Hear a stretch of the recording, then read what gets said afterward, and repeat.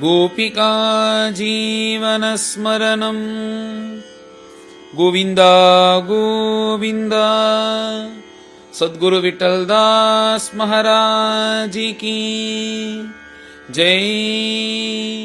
ఈ విదుర మైత్రేయ సంవాదం అనేది వేదాంత పరంగా ఉంటుంది, సూక్ష్మంగా ఉంటుంది. దాన్ని శ్రద్ధగా వినాలి. మళ్ళీ మళ్ళీ వచ్చిందే వచ్చేలా ఉంటుంది, కానీ దండిగా విషయాలు కొత్తగా చెప్తారు, మనకి తెలియని విషయాలన్నీ ఉంటుంది. అది చూస్తే మనకు వేదాంత పరంగా ఉంటుంది, కానీ అన్ని విషయాలు దాంట్లో ఉంటుంది. అది మనం కొంచెం మెల్లగా శ్రద్ధగా వినాలి. ఇలాగ 7వ అధ్యాయం ప్రారంభంలో విదురులు ఒక మంచి ప్రశ్న వేసినారు. అఖండ రూపుడు పరమానంద స్వరూపు పరబ్రహ్మ స్వరూపమైన ఆ పరబ్రహ్మం తాను సంతోషంగా నివసిస్తూ అఖండంగా ఉంది కదా, ఆనందంతో ఉంది కదా, అది అనుభవీక వేద్యమే తప్ప మనం ఎవరు చెప్పలేము కదా. అలా ఉంటూ ఇలా ఆనందంగా ఉండేటప్పుడు ఎందుకు ఈ ప్రపంచాన్ని సృష్టించాలి అనే సంకల్పం వచ్చింది? ఇలా ఆనందంగా ఉండేటప్పుడు కొత్తగా ఒకటి సృష్టించాలని ఎవరికి తోచదు. దానికి ఉదాహరణ ఏమిటంటే, బ్రహ్మైవరసహా అని బ్రహ్మనిష్టలతో ఉండే శుకాచార్యులు, ఇంకా సదాశివ బ్రహ్మేంద్రులు, ఇలాంటి మహాజ్ఞానుల దగ్గర వెళ్ళి నువ్వు మళ్ళీ పెళ్లి చేసుకోయి సంసార సాగరానికి రా అంటే వాళ్ళు రానే రారు. ఎందుకంటే ఆ బ్రహ్మానందంలో అనుభవిస్తూ తేల్చుతూ ఇలా ఉండే వాళ్ళని మళ్ళీ నువ్వు వచ్చి దీన్ని సంసారం ఈ సృష్టి అంతా చేయంటే వాళ్ళకి వీలవుతుందో, అలాగే కదా ఈ పరబ్రహ్మం కూడా మళ్ళీ ఎందుకు ఈ ప్రపంచాన్ని సృష్టి చేయాలనే సంకల్పం అడిగిన బ్రహ్మంకి వచ్చింది అని ఆయన ఒక మంచి ప్రశ్న వేసినారు. అలాంటి పరబ్రహ్మం మొట్టమొదట సృష్టించింది ఈ మాయనే. ఈ మాయాపరమే ప్రపంచం. మాయ వలనే భగవంతుడు సృష్టించాడు, మాయ వలనే రక్షిస్తున్నాడు, మాయ వలనే దీన్ని అంతము చేయబోతాడు. ఇలా ఉండేటప్పుడు ఈ మాయాపరంగా ఉండే భగవంతుణ్ణి ఎలా తెలుసుకునేది అంటే, ఈ మాయా అనేది ఎలా ఉందంటే భగవంతునికంతే వీర్యవంతంగా ఉంటుందంట మనకు చూసేటప్పుడు. ఎందుకంటే ఆ భగవంతుణ్ణే మనకు తెలియకుండా చేస్తుంది కదా. మనకు ఆ మాయను మనకే తెలియనట్టుగా తనకంటే గొప్పగా మాయను భగవంతుడు పెట్టాడంట. అదే భగవంతుని యొక్క సృష్టి అంటూ ఇలా ఉంది, అది ఆశ్చర్యంగా అని అడిగినాడు. ఇక్కడ మనకు దీనికి ఒకే బదులు సమాధానం ఏమిటంటే, గీతాచార్యులు చెప్పేటప్పుడు ఈ మాయా అనేది ఎవ్వరూ దాటలేరు, అంత ఘోరమైనది, అంత లోతైనది. మామేవయే ప్రపద్యంతే మాయామేతాం తరంతితే. నా చరణారవిందాన్ని ఎవరైతే ఆశ్రయిస్తారో వాళ్ళకే ఈ దాటలేని మాయను దాటేదానికి వీలవుతుందే తప్ప ఈ మాయా అనేది ఎవ్వరి వల్ల దాటలేనిది. ఇది చాలా లోతైనది, అగాధమైనది, చాలా పెద్దది అంటూ భగవంతుడు గీతాచార్యుడు చెప్పాడు. అలాగనే ఈ మాయ కూడా, ఆ మాయ ఏం చేస్తుందంటే భగవంతుణ్ణే మనకు తెలియకుండా ఆ మాయ అనేది చేసేస్తుంది. వెంటనే దానికి మైత్రేయులు చెప్పేటప్పుడు, నువ్వు ఇప్పుడు అడిగినావే నాయన, ఈ మాయ అనేది ఎంత గొప్పగా ఉంది, భగవంతునిదే ఈ మాయ అనేది మనకు తెలియకుండా చేస్తోంది.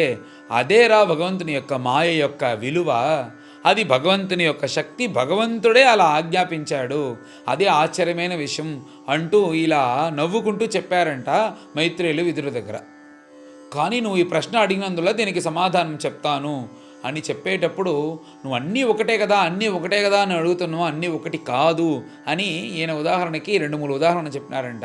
ఇది ఎలా ఉంటుంది అంటే, ఇది ఉంది కానీ లేదు. అలాగనే దానికి ఎలా అర్థం మీకు చెప్పాలంటే, ఒక మనిషిని బాగా నిద్రపోతున్నాడు, నిద్రపోయేటప్పుడు అతనికి ఒక స్వప్నం, ఆ స్వప్నంలో ఆ మనిషి ఏ మనిషి అయితే ఉన్నాడో వాడి యొక్క తలని నరికేటట్టు అతడే స్వప్నంలో చూస్తున్నాడు. ఇది సాధ్యమో?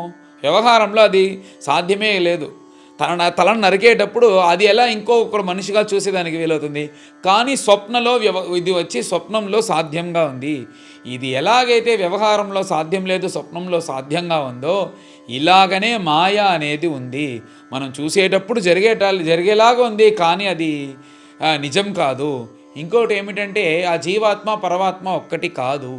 ఇంకొక ఉదాహరణ ఏమిటంటే, అందమైన చంద్రుడు పైన ఆకాశంలో ప్రకాశిస్తున్నాడు. ఆ చంద్రబింబం అనేది కింద ఒక సరస్సులో, నదిలో తెలుస్తోంది.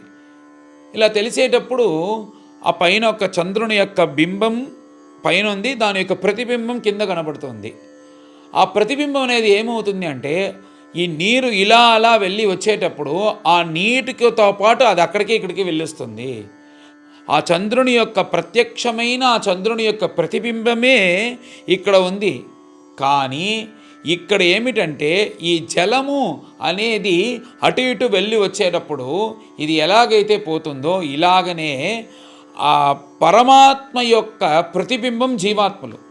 ఆ జీవాత్మలు పరమాత్మ యొక్క ప్రతిబింబమే. కానీ కర్మ అనేది ఈ నీరులాగా ఇక్కడ అక్కడ ఈ జీవాత్మని తీసుకెళ్తుందే తప్ప ఈ నీటి వల్ల ఆ పైన ఉండే పరమాత్మకు ఏ ఒక్క హాని లేదు, ఏ సంబంధం లేదు, అది తనిగానే ఉంటుంది అని ఒక ఉదాహరణం చెప్పారు దీనికి అందంగా.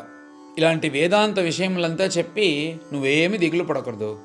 ఈ మాయను దాటాలంటే నువ్వు మాయను దాటాలని ప్రయత్నించకుండా ఆ భగవంతుని యొక్క చరణారవిందుని దృఢంగా ఆశ్రయించావంటే, ఇలా భాగవత పారాయణం చేస్తూ భజనలు చేస్తూ ఇలా నువ్వు భగవంతుని యొక్క చరణారవిందంలో మీ మనసును పెట్టినావంటే నువ్వు ఈ మాయని సులభంగా దాటేయచ్చు.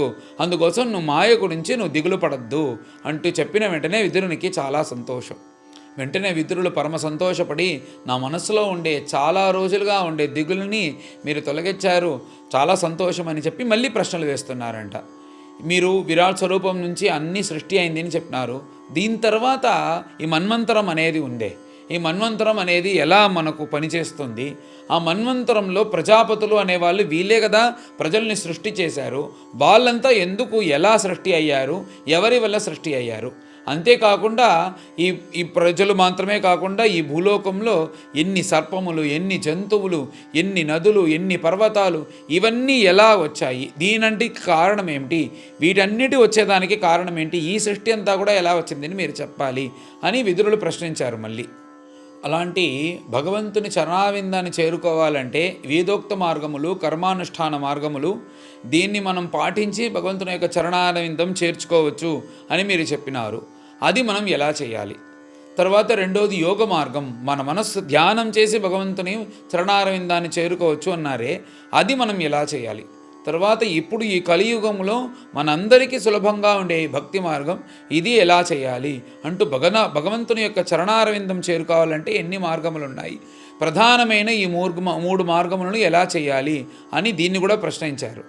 చతుర్విధ పురుషార్థం అంటూ చెప్తున్నారే, ధర్మం, అర్థం, కామం, మోక్షం అనేది ఒక మనుష్యునికి ఎలా శ్రేయసిస్తుంది, దీనివల్ల ఒక మనుషునికి ఉపయోగం ఏమిటి అని ప్రశ్నించారు. తరువాత పితృదేవతలు అంటున్నారే, వాళ్ళు ఏ లోకంలో ఉన్నారు, వాళ్ళను మనం ఎలా భజించాలి, ఏమి చేస్తే వాళ్ళ నుంచి మనకు క్షేమం దక్కుతుంది, అది కూడా మీరు చెప్పాలి అని ప్రార్థించారు.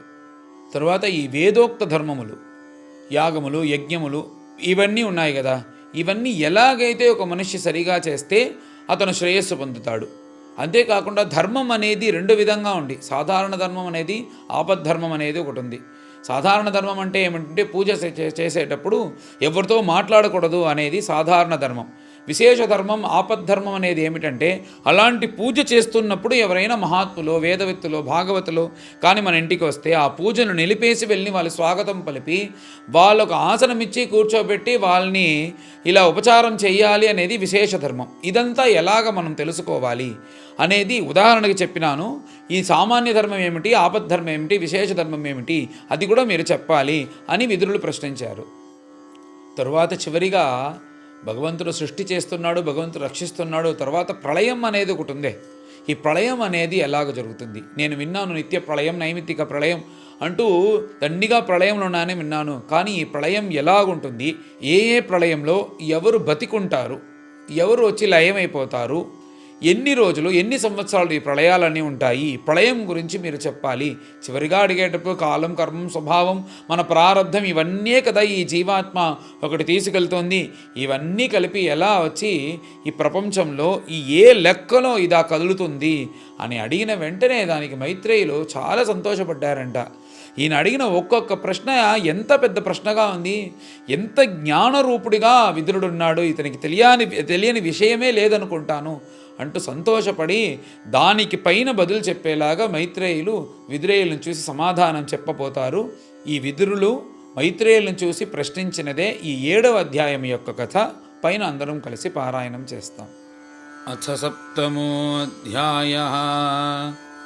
శ్రీశుక ఉవాచ ఏవం బ్రువాణం మైత్రేయం ద్వైపాయనసుతో బుధః ప్రీణయన్నివ భారత్యా विदुरः प्रत्यभाषत। विदुर उवाच ब्रह्मन् कथं भगवतः चिन्मात्रस्य अविकारिणः लीलया चापि युज्येरन् निर्गुणस्य गुणाः क्रियाः। क्रीडायाम् उद्यमोर्भस्य कामः चिक्रीडिशान्यतः। स्वतस्तृप्तस्य च कथं निवृत्तस्य सदान्यतः। अस्त्राक्षीत् भगवान् विश्वं गुणमय्या आत्ममायया। तया संस्थापयत्येतत् भूयः प्रत्यपिधास्यति। देशतः कालतो योऽसौ अवस्थातः स्वतोऽन्यतः। अविलुप्त अवबोधात्मा स युज्येत अजया कथम्।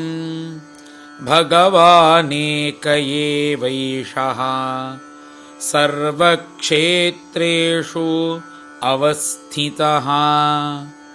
अमुष्य दुर्भगत्वं वा क्लेशो वा कर्मभिः कुतः। एतस्मिन्मे मनो विद्वन् खिद्यते अज्ञानसङ्कटे। तन्नः पराणुदविभो कश्मलं मानसं महत्। श्रीशुक उवाच स इत्थं चोदितः क्षत्रा तत्त्वजिज्ञासुना मुनिः। प्रत्याह भगवच्चित्तः स्मयन्निवगतस्मयः। मैत्रेय उवाच सेयं भगवतो माया यन्न येन विरुध्यते। ईश्वरस्य विमुक्तस्य कार्पण्यम् उत बन्धनम्। यदर्थेन विनामुष्य पुंस आत्मविपर्ययः। प्रतीयेत उपद्रष्टुः स्वशिरश्छेदनादिकः। यथा जले चन्द्रमसः कम्पादिस्तत्कृतो गुणः। दृश्यते असन्नपि द्रष्टुः आत्मनो अनात्मनो गुणः। स वै निवृत्तिधर्मेण वासुदेवानुकम्पया। भगवद्भक्तियोगेन तिरोधत्ते शनैरिह। यदेन्द्रियोपरामोऽथ द्रष्टात्मनि परे हरौ। विलीयन्ते तदा क्लेशाः संसुप्तस्येव कृत्स्नशः। अशेषसङ्क्लेशशमं विधत्ते गुणानुवादश्रवणं मुरारेः। कुतः पुनः तच्चरणारविन्द परागसेवा रतिरात्मलब्धा। विदुर उवाच सञ्छिन्नः संशयो मह्यम् तव सूक्तासिना विभो। उभयत्रापि भगवन् मनो मे सम्प्रधावति। साध्वेतत् व्याहृतं विद्वन् आत्ममायायनं हरेः आभात्यपार्थं निर्मूलं विश्वमूलं न यद्बहिः यश्च मूढतमो लोके यश्च बुद्धेः परं गतः तावुभौ सुखमेधेते क्लिश्यति अन्तरितो जनः अर्थाभावं विनिश्चित्य प्रतीतस्यापि नात्मनः तां चापि युष्मच्चरण सेवयाहं पराणुदे यत्सेवया भगवतः कूटस्थस्य मधुद्विषः रतिरासो भवेत्तीव्रः पादयोः व्यसनार्दनः दुरापाः अल्पतपसः सेवा वैकुण्ठवर्त्मसु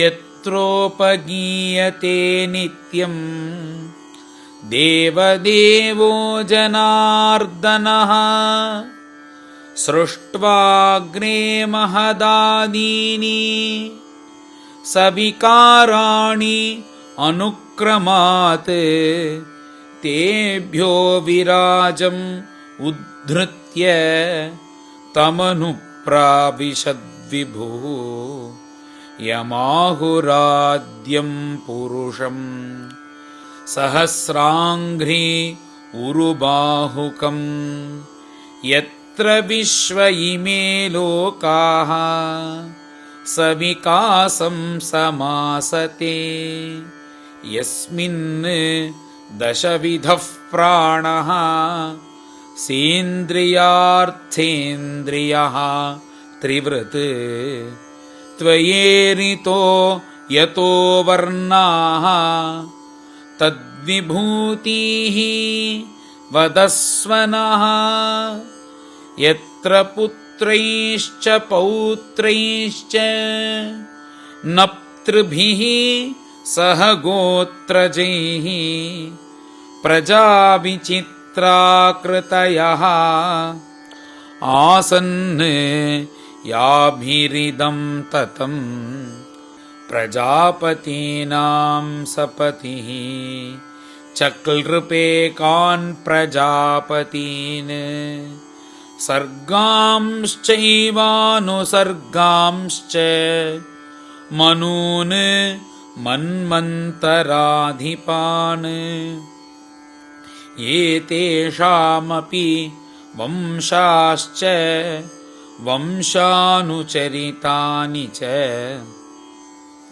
उपर्यधश्च ये लोकाः भूमेः मित्रात्मजासते तेषां संस्थां प्रमाणं च भूर्लोकस्य च वर्णया तिर्यङ्मानुष देवानां सरीसृपपततृणां वदनः सर्गसंव्यूहम् गार्भस्वेदद्विजोद्भिदाम् गुणावतारैर्विश्वस्य सर्गस्थिति अप्ययाश्रयम् सृजतः श्रीनिवासस्य व्याचक्ष्वोदारविक्रमम् वर्णाश्रम विभागांश्च रूपशीलस्वभावतः ऋषीणां जन्मकर्मादि वेदस्य च विकर्षणम् यज्ञस्य च वितानानि योगस्य च पथः प्रभो नैष्कर्म्यस्य च सांख्यस्य तन्त्रं वा भगवत्स्मृतं पाखण्डपथवैषम्यम् प्रतिलोमनिवेशनम् जीवस्य गतयो याश्च यावतीर्गुणकर्मजाः धर्मार्थकाममोक्षाणां निमित्तानि अविरोधतः वार्ताया दण्डनीतेश्च श्रुतस्य च विधिं पृथक् श्राद्धस्य च विधिं ब्रह्मन् पितॄणां सर्गमेव च ग्रहनक्षत्रताराणां कालावयवसंस्थितिं दानस्य तपसो वापि यच्चेष्टा पूर्तयोः फलम्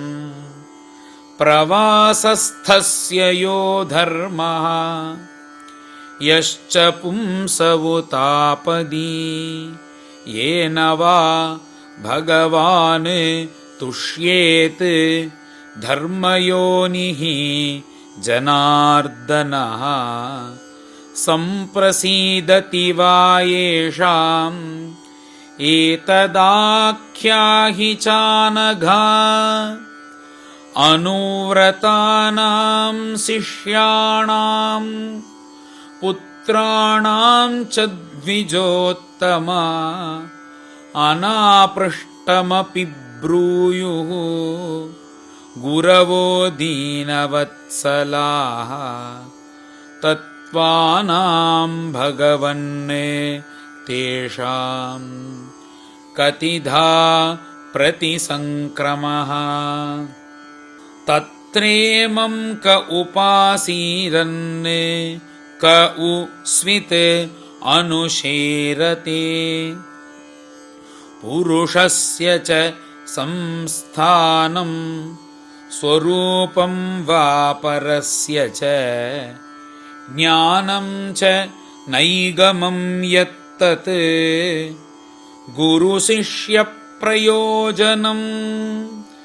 निमित्तानि च तस्येह प्रोक्तानि अनघसूरिभिः स्वतो ज्ञानं कुतः पुंसां भक्तिः वैराग्यमेव वा एतान्मे पृच्छतः प्रश्नान् हरेः कर्म विवित्सया ब्रूहि मे ज्ञस्य मित्रत्वात् अजयानष्टचक्षुषः सर्वे वेदाश्च यज्ञाश्च तपोदानानि चानघा जीवाभयप्रदानस्य न कुर्वीरन् कलामपि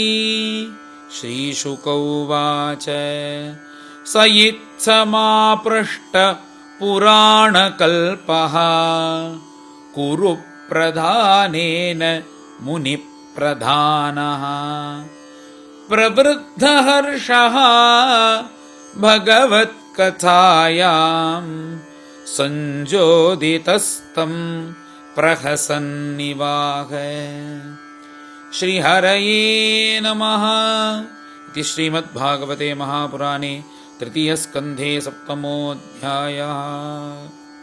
गोपिका जीवनस्मरणं गोविन्द गोविन्द। सद्गुरु विठ्ठलदास महाराज की जय।